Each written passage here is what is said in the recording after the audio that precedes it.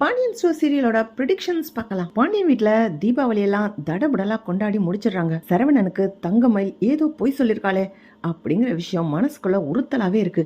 இதை எப்படி தெரிஞ்சுக்கிறதுன்னு யோசிக்கிற சரவணன் தங்கமயிலோட அப்பா கிட்ட, இந்த ஆளு லூசு தான், இந்த ஆள்கிட்ட ஏதாவது காக்கா பிடிக்கிற மாதிரி பேசினா தங்கமயிலோட ஆதார் கார்டை கொடுத்துருவாரு அப்படின்னு யோசிச்சு சரவணன் தங்கமயிலோட அப்பாட்ட இருந்து ஆதார் கார்டை வாங்கிடுறாரு. ஆதார் கார்டை செக் பண்ணி பார்க்கும்போது தங்கமயிலு தன்னை விட 2 வருஷம் பெரியவ அப்படிங்கிற விஷயம் தெரிய வருது. சரவணன் மனசுடைஞ்சு போயிடுறாரு. வீட்லயும் யாருக்கிட்டையும் பேசல, ரொம்ப அமைதியா இருக்காரு. கடையில பாண்டியன் கிட்ட கூட பேசல. மனசு விரக்தியில அப்படியே போய் கோயில்ல உட்கார்ந்துருக்காரு. கோயில்ல சரவணனோட கூட படிச்ச ஒருத்தர் வந்து, என்னடா சரவணா எப்படி இருக்க அப்படின்னு பேச ஆரம்பிக்கிறாரு. நல்லா இருக்கேன்டா, நீ எப்படி இருக்க அப்படின்னு கேட்கும்போது, இல்லடா என்னத்த சொல்றது, லைஃப்ல ஒரே பிரச்சனை தான். என் ஒய்ஃப் என் கூட சேர்ந்து வாழ முடியாதுன்னு டிவோர்ஸ் கேட்டு கோர்ட் வரைக்கும் போயிருக்காடா. காரணம் என்ன தெரியுமா, நான் அவளை விட 7 வருஷம் பெரியவனா. கல்யாணம் பண்ணும்போது சொல்லாம மறைச்சு கல்யாணம் பண்ணிட்டோன்னு சொல்லி என் மேல கேஸ் கொடுத்திருக்காடா அப்படின்னு ஃப்ரெண்டு சொன்ன உடனே சரவணன் கேக்குறாரு, ஏண்டா இதுக்கெல்லாம் கேஸ் கொடுக்க முடியுமா?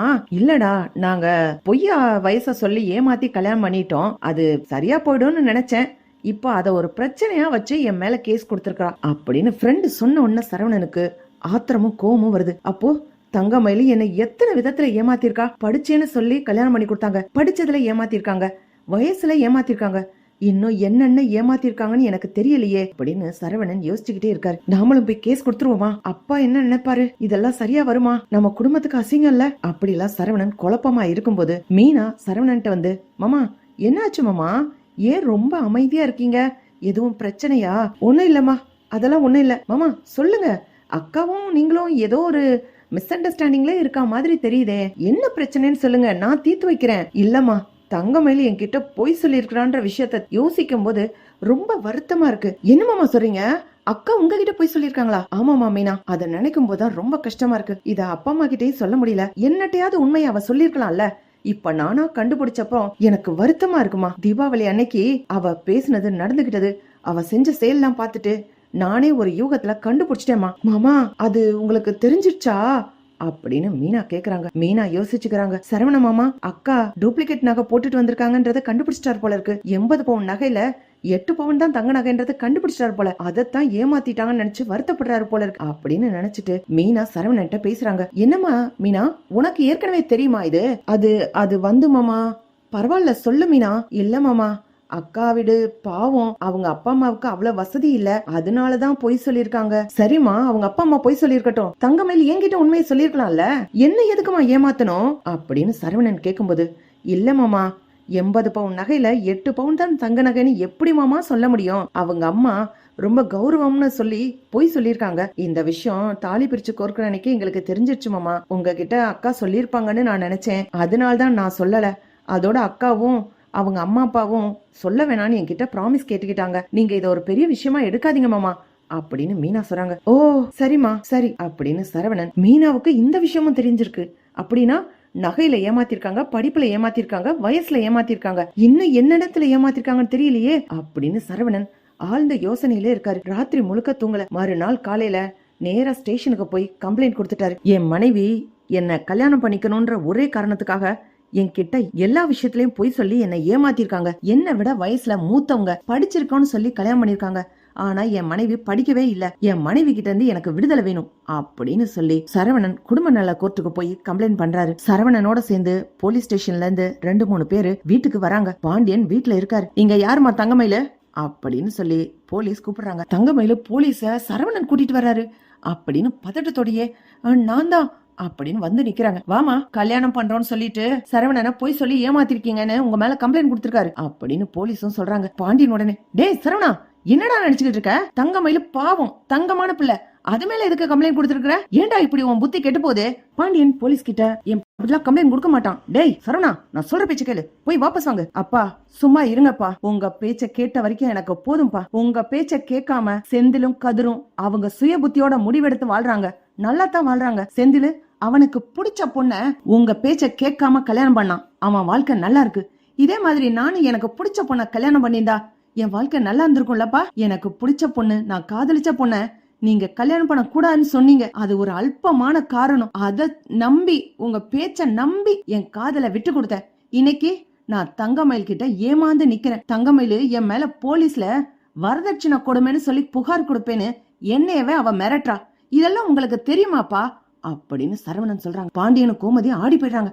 என்னடா சரவணா சொல்ற, நம்ம தங்கமயிலா உண்மையில வரதட்சணை கொடுமைன்னு சொல்லி கம்ப்ளைண்ட் பண்ண போறா அப்படின்னு கோமதி கேக்கும்போது, ஆமாமா நேத்து நான் கேட்டேன், ஏண்டி என்ன இப்படி ஏமாத்துற, ஒவ்வொரு விஷயத்திலேயே ஏமாத்துறீங்க, ஒழுங்கா இந்த வீட்டுல இருக்காம கிளம்பி போயிடு, இனிமேலும் எங்க அப்பா அம்மா முன்னாடி டிராமா பண்ணாத, என்ன ஒரு குற்றவாளியா மாத்தாதேன்னு சொல்லி நான் கேட்டதுக்கு இப்படி எல்லாம் பேசுனீங்க, நான் வரதட்சணை கேக்குறீங்கன்னு சொல்லி போலீஸ்ல கம்ப்ளைண்ட் பண்ணிடுவேன்னு சொல்லி என்னையவே மிரட்டாமா, உண்டா இல்லையான்னு கேளுமா அப்படின்னு சரவணன் சொல்றாரு. தங்கமயில் அத்தை அது சும்மாதான் அத்தை சொன்னேன். சரவணன் உடனே 80 பவுன் நகை போட்டாங்க சார், அதுல 8 பவுன் தான் சார் தங்க நகை, மிச்சம் எல்லாம் கவரிங்க, இந்த கவரிங் நகை பத்தாதுன்னு சொல்லி நான் வரதட்சணை கேட்டு கொடுமைப்படுத்துறதா இவ என் மேல கம்ப்ளைண்ட் பண்ணுவேன்னு மிரட்டா சார். நான் இதையே முக்கியமான ஆதாரமா சொல்லி நான் கம்ப்ளைண்ட் கொடுக்கறேன். நிறைய விஷயத்துல என்ன ஏமாத்திருக்காங்க, நீங்க இவ கிட்ட இருந்து எனக்கு விடுதலை வாங்கி கொடுங்க அப்படின்னு சரவணன் கத்துறாரு. டேய் சரவணா, இதெல்லாம் ஒரு விஷயமா? நாம தான் அவங்க கிட்ட நகையை கேட்கலையடா. நாம கேட்கல இல்லப்பா, அவங்க நகையில நம்மள ஏமாத்திருக்காங்கல்ல, அது மட்டும் இல்லப்பா, படிச்ச பொண்ணுன்னு சொல்லி கல்யாணம் பண்ணி கொடுத்தாங்க. ஆனா இவ +2 தான் படிச்சிருக்கா, MA லிட்ரேச்சர்லாம் படிக்கவே இல்ல. அதுவும் போதாதுன்னா இவ என்ன விட 2 வருஷம் பெரியவ, வயச குறைச்சு சொல்லி கல்யாணம் பண்ணி கொடுத்திருக்காங்க. இன்னும் எத்தனையோ பொய் இருக்குதுப்பா, அத்தனையும் உங்கள்ட்ட விளக்கமா சொல்லிக்கிட்டு இருக்க முடியாது. என்னால இவளோட சேர்ந்து வாழ முடியாது. போலீஸ்ல கம்ப்ளைண்ட் பண்ணுனதுதான்ப்பா. இந்த விஷயத்துல நான் உங்க பேச்ச கேட்க மாட்டேன்ப்பா. மனசால ரொம்ப வருத்தப்பட்டு காயப்பட்டுக்கிட்டு இருக்கேன் நான். உண்மையை உங்ககிட்ட சொல்லவும் முடியாம உள்ளுக்குள்ள வச்சு வச்சு புழுங்கி கஷ்டப்படுறேன். உண்மையை உங்கள்ட்ட சொல்லிடலான்னு மனச தைரியப்படுத்திக்கிட்டு வந்து சொல்லலான்னு நினைக்கும் போது இவ பைய தூக்கிட்டு வந்து ஒரு டிராமா பண்ணி அத்தனை தப்பு நான் பண்ணினதாகவும் நான் சந்தேகப்படுறதாகவும் உங்க முன்னாடி என்ன அசிங்கப்படுத்துறா. இதுக்கு மேலையும் இவளோட என்னால வாழ முடியாது, ரொம்ப கஷ்டப்படுத்துறாப்பா அப்படின்னு சரவணன் அழுதுகிட்டே சொல்றாரு. டேய் சரவணா, என்னடா இதெல்லாம் என்கிட்ட சொல்லவே இல்லையே, எங்கப்பா நீங்க எங்களை பேச விடுறீங்க, எங்களை நீங்க பேசவே விடுறது இல்லையே. அதனாலதான் செந்திலும் கதிரும் அவன் சுயமா முடிவெடுக்க ஆரம்பிச்சிட்டான். எனக்கு தான் அந்த தைரியம் இல்லாம இருந்துச்சு. இப்ப நீங்க என்ன திட்டுவீங்க, நான் போலீஸ்ல கம்ப்ளைண்ட் பண்ணதுக்காக என்ன திட்டுவீங்க, இருந்தாலும் பரவாயில்லப்பா, நானும் சுயமா சிந்திச்சு யோசிக்கணும். நீங்க வயலை வித்துட்டு கதிருக்கும் செந்திலுக்கும் பங்கு பிரிச்சு கொடுத்தீங்க, உங்க பங்கு எங்க, எதுக்கு உங்களுக்கு கொடுக்கல அப்படின்னு தினம் தினம் என்ன டார்ச்சர் பண்றா. உங்களுக்காக நான் சகிச்சுக்கிட்டு இவ்வளவு நாள் இவளோட வாழ்ந்த வரைக்கும் எனக்கு போதும், இனிமேலும் முடியாதுப்பா. நீங்க என்ன சொன்னாலும் சரிப்பா, இனிமே கேட்டுட்டு இருக்க முடியாது. ஏய் பையெல்லாம் எடுத்துட்டு கிளம்பு, அதான் உன்னோட கவரிங் நகை 80 சவரன், அதையும் எடுத்துட்டு கிளம்பு, ஸ்டேஷன்ல போய் விழா வாரியா விளக்கம் பண்ணு, அதுக்கப்புறம் என்ன நடக்குதுன்னு பாத்துக்கலாம் அப்படின்னு சரவணன் சொல்றாரு. அதுக்குள்ள தங்கமயிலோட அம்மாவும் அப்பாவும் பதறி அடிச்சுட்டு ஓடி வராங்க. மாப்பிள்ள ஏன் இப்படி பண்றீங்க, நாங்க தான் போய் சொன்னோம், நாங்க தான் கவரிங் நகையை போட்டு கல்யாணம் பண்ணி கொடுத்தோம், நான் தான் வயசை மாத்தி சொன்னேன், தங்கமயில் படிச்சிருக்கான்னு நான் தான் போய் சொன்னேன், தண்டனை எனக்கு கொடுங்க. என்ன சொல்றீங்க, தண்டனை எப்படி உங்களுக்கு கொடுக்க முடியும், எனக்கு படிச்ச பொண்ணு வேணும்னு நான் கேட்டேன், அதனாலதான் எங்க அப்பா எனக்கு படிச்ச பொண்ணு தேடினாரு. நீங்க உண்மையை சொல்லி பரவாயில்ல, நாங்க ஏத்துக்கிட்டு இருப்போம், நாங்க நகை கேட்கலையே. இப்போ தங்கமயிலால MA லிட்ரேச்சர் படிக்க முடியுமா, முடியாதுல்ல.